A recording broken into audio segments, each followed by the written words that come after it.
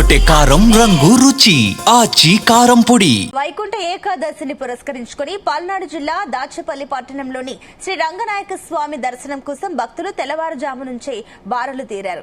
తెల్లవారుజాము నుంచే ఆలయానికి భక్తులు భారీగా తరలివచ్చి స్వామివారికి ప్రత్యేక పూజలు నిర్వహిస్తున్నారు. ఇక రంగనాయక స్వామి దేవాలయం చరిత్ర ప్రకారం రెడ్డి రాజుల కాలంలో ఏర్పాటు చేసి ఆ తర్వాత కాలక్రమేణా బ్రాహ్మణాయుడు కాలంలో పునః ప్రతిష్ఠించబడిందని ఆలయ పండితులు తెలిపారు.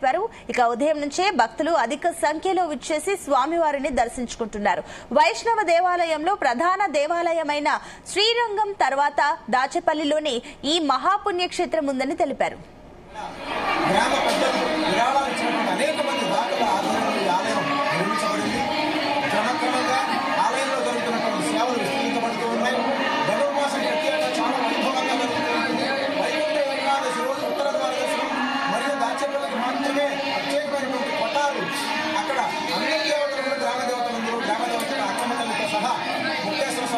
వాసవితో సహా రాములవారితో సహా అందరూ దేవతలను దర్శించేటువంటి ఆనవాయితీ దాచేపల్లి భక్తులందరూ ఇవాళ వేలాదిగా తరలి వచ్చి స్వామివారిని దర్శిస్తూ ఉన్నారు. మనం చూస్తున్నాము ఈ ధనుర్మాసంలో వైష్ణవ దర్శనం, విష్ణు దర్శనం, రంగనాథుడి దర్శనం, శ్రీరాముడికి ఇలవేలుపడినటువంటి ఆ సాక్షాత్ విష్ణు స్వరూపమైన లక్ష్మీ రంగనాథుడి దర్శనం చాలా గొప్పది.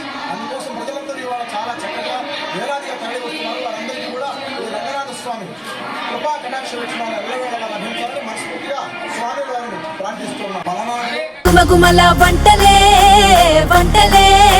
తెరకొట్టే కారం రంగు రుచి ఆచి కారం పొడి.